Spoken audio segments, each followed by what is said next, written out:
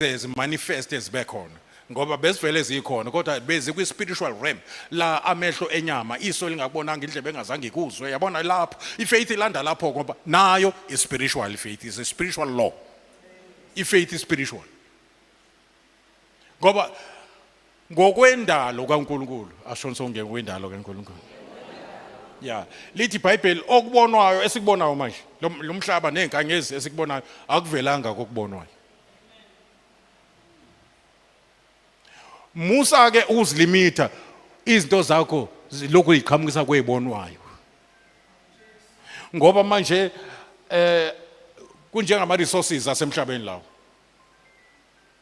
angithi asina gesi ngoba uthatha kokubonwayo kodwa izinto ezithatha konga ezweni elingabonwa azipheli umthetho wazo kwasho uNkulunkulu ngezwi which is spiritual.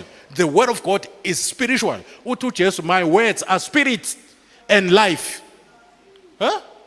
So the word of God is spiritual. Life is spiritual. Life is spiritual. You can't even see the color of life. Makuthi usibani awusehambile mhlambe ubesanyakaza ngesikhathi nifika nimzungeza ubesanyakaza umbone ethi kodwa manje animbone ephuma kuthi awusehambile bambela izandleni bathi usehambile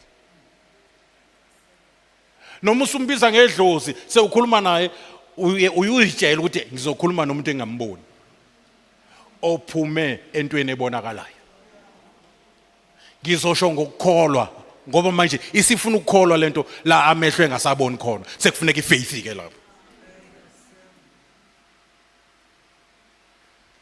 and lento engabonwa iyona ezozala lento oyilindile ezomanifesta usekhona la endlini uJesu ubonga ukuvuka kaLazaro is faith. Ngiyabonga baba ukuthi ungizwile bengazi ukuthi uhlala ungizwa njalo kodwa usazoya ethuneni ayothi Lazaro wathini konje emveni kuba ebongile wathini sisha wathini wathi Lazaro vuka washo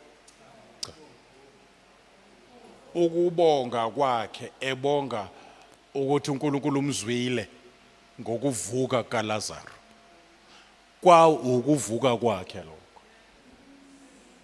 manje asaba khona isidingo sokuthi Lazaro vuka